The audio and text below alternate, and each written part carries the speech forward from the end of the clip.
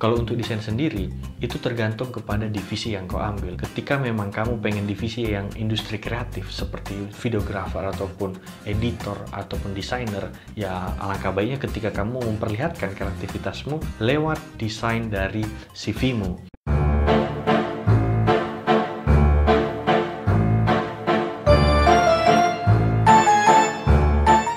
Hai, kembali dengan aku Bang Rinius. Selamat datang di channelku. Aku suka ngebahas topik-topik perkuliahan dan personal branding mahasiswa. Jadi buat kalian yang berkenan untuk mendukung aku biar channel ini semakin berkembang, silahkan subscribe channel ini. Kali ini kita ngebahas tentang CV atau kurikulum vitae. CV sering banget kita temukan ya di dalam proses rekrutmen suatu organisasi atau lembaga gitu. CV ini lebih identik kepada seseorang yang pengen melamar kerja. Nah, ternyata nggak hanya dalam pekerjaan aja, di kampus juga ada penggunaan CV ini. Kau bisa temukan ketika ada organisasi yang melakukan open recruitment, registrasi kepada para anggota baru, lalu meminta mereka untuk melampirkan CV. Dan gak hanya di organisasi, baik itu di volunteer, baik itu di magang, baik itu di lomba, sekalipun kamu ngelamar menjadi duta, pasti selalu membutuhkan CV. Nah, CV ini kata panjangnya adalah kurikulum vitae. Kalau aku mengartikan sebagai self promotion atau mungkin iklan diri, bagaimana kita menjual value yang ada di diri kita melalui 1-2 halaman, dan ketika orang melihat CV kita, mereka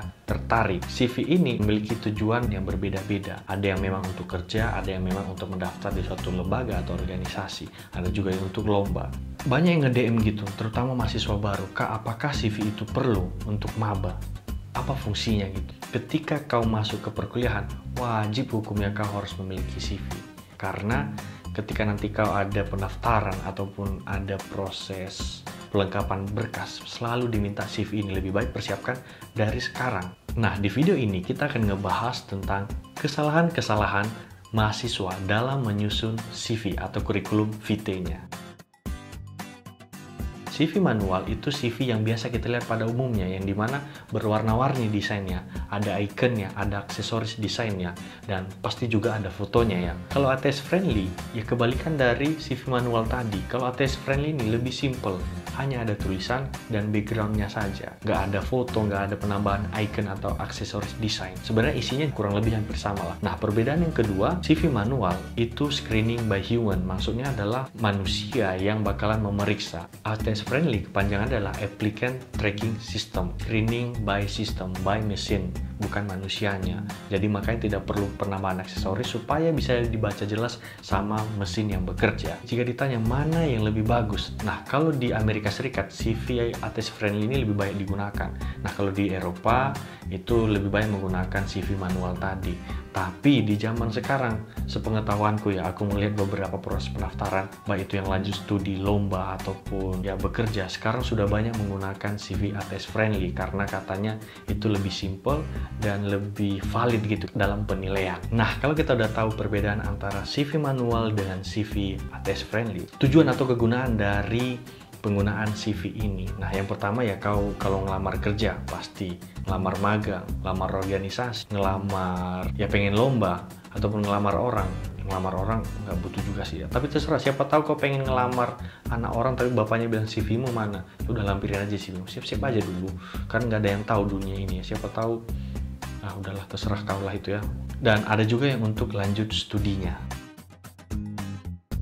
Ada beberapa orang yang berpikir bahwa semakin banyak desainnya, semakin bagus penilaian dari recruiter. No, tidak seperti itu. Tidak sepenuhnya benar juga sih, tapi tidak sepenuhnya salah juga. Kau nggak terlalu harus fokus kepada apakah desain ini bagus apa enggak. Buat sesimpel mungkin, yang penting itu jelas dan bisa dibaca sama pembacanya. Nah, kalau untuk desain sendiri, itu tergantung kepada divisi yang kau ambil. Ketika memang kamu pengen divisi yang industri kreatif seperti videographer ataupun editor ataupun desainer, ya alangkah baiknya ketika kamu memperlihatkan kreativitasmu lewat desain dari CV-mu. Ketika memang itu bukan divisi industri kreatif seperti public relation ataupun ya marketer, ya kau nggak harus fokus kepada bagaimana desain yang ini menarik apa enggak, yang penting bisa dibaca jelas. Maksud dari unchronological ini adalah tidak berurutan sesuai waktunya. Banyak yang berpikir bahwa dalam penyusunan per poin dari CV itu dimulai dari yang terlama paling atas ke yang terbaru paling bawah. Yang benar adalah yang paling baru ditaruh paling atas. makin ke bawah itu yang paling lama. Contohnya 2021, 2020, 2019, seterusnya ke bawah.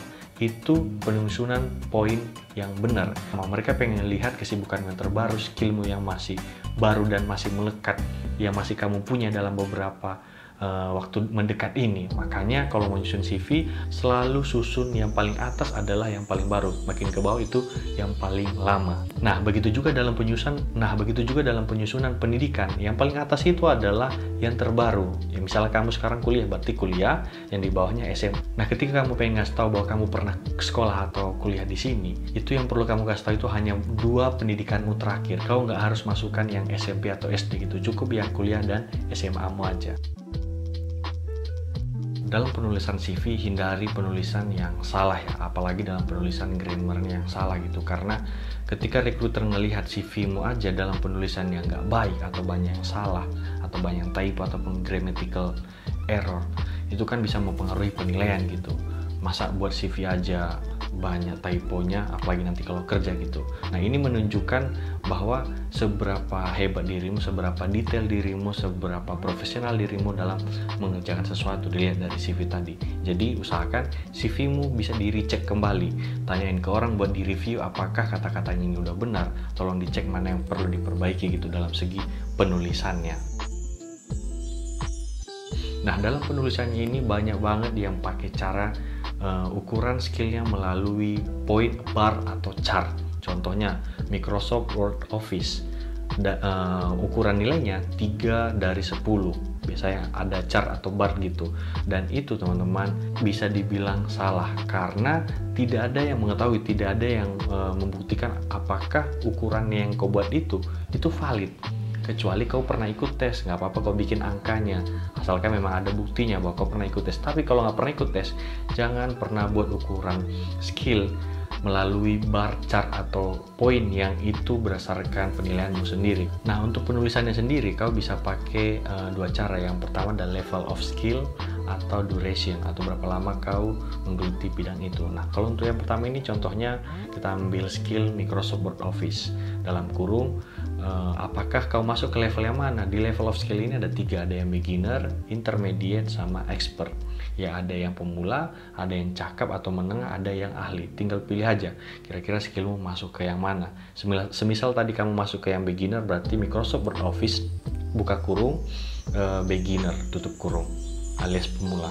Lalu kalau mau pakai cara yang kedua juga bisa, yaitu duration. Jadi bisa jelasin berapa lama kau udah menggeluti skill ini. Misal Microsoft Word Office dalam kurung 7 years experience atau 7 tahun pengalaman.